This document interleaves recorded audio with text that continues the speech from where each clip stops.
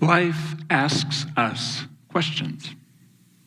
And probably one of the most important questions it asks us is, what are you going to do about difficult thoughts and feelings? If you're feeling ashamed or anxious, life just asks you a question. If you're standing here about to give a TED talk and your mind is getting very chattery, what are you going to do about that? Good question. And the answer to that question, and ones like it, say a lot about the trajectories of our lives, whether or not they're going to unfold in a positive way that moves towards prosperity, love, freedom, contribution, or downward into pathology and despair. And I'm here to make the argument that you have within you a great answer to that question, or at least the seed of it.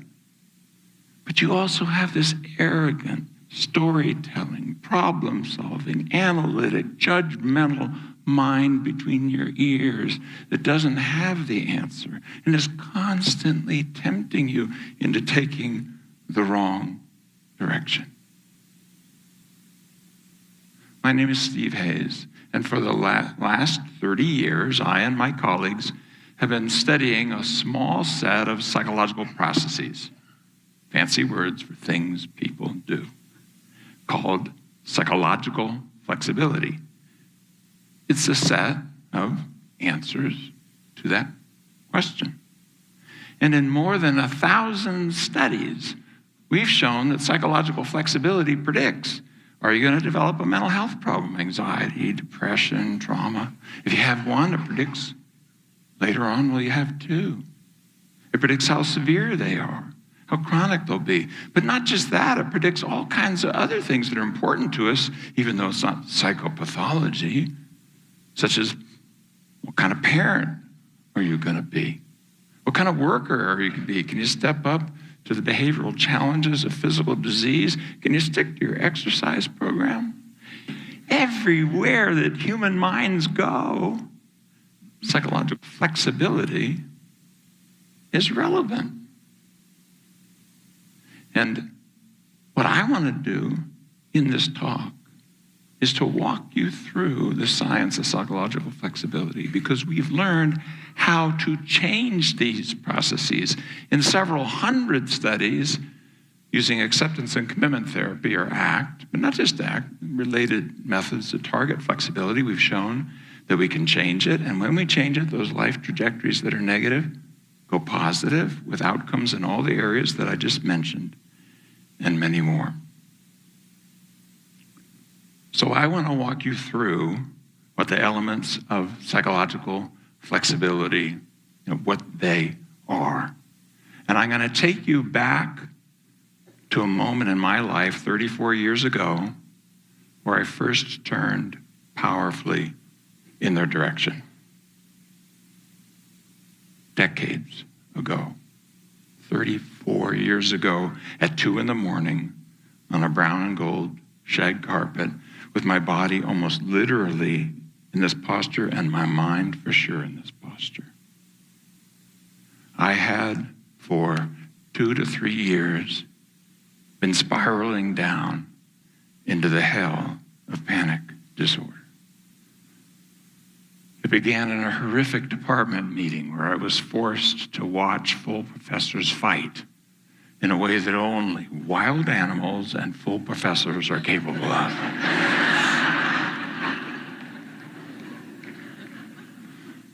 And all I wanted to do was to beg them to stop. But instead, I had my first panic attack, and by the time they called on me, I couldn't even make a sound come out of my mouth.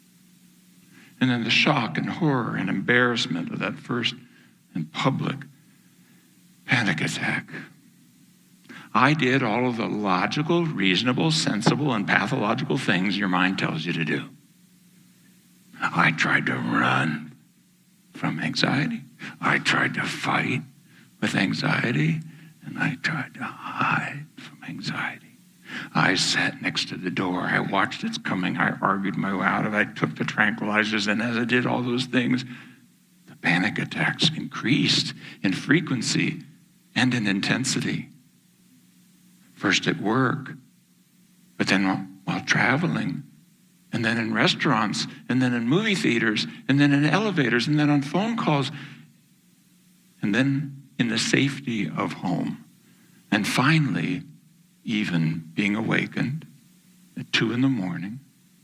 from a dead sleep, already in a panic attack. But this night on that brown and gold shag carpet, this night, as I watched with anxiety waves, my body's sensations was different. This night was even more horrifying, but it was somehow satisfying because I wasn't having a panic attack. I was dying of a heart attack. I had all the evidence for it. I had the weight in the chest. I had the shooting pains down my arm. I was sweating profusely. My heart was racing and skipping beats wildly. And that same spider voice that came up and said, you gotta run, you gotta fight, you gotta hide from anxiety was now telling me, make the call. You can't drive in this condition. You're dying. Call the emergency room. Call the ambulance. This is not a joke. Make the call. And yet minute after minute went by, and I didn't make the call. And I had a sense of leaving my body and looking back at myself there. And I imagined what would happen if I did make that call. Like a series of scenes, little snippets, like in a movie trailer, like when you go to the theater for the upcoming film. I could hear the sound of the emergency responders coming up the stairs, the pounding on the thin, hollow door, the ride in the ambulance, the tubes and wires, the concerned look on the faces of the nurses as they went into the emergency room. And then finally, the last little snippet, the last little scene in this movie trailer where I suddenly realized what this movie was going to be about. And I looked at it and I said, oh, please, God, not that. Please, please. Because that final scene, lying on the gurney in the emergency room, here came a young doctor in my mind's eye, walking entirely too casually. And as he got close to me, I could see there was a smirk on his face. And I knew what was coming. He got close and he said, Dr. Haiz, you're not having a heart attack. And then the smirk broadened. You're having a panic attack. And I knew that was true. This was just another level down of hell. And a scream came out of my mouth. A weird, breathly, strange-sounding thing. It sounded just like this. Ah!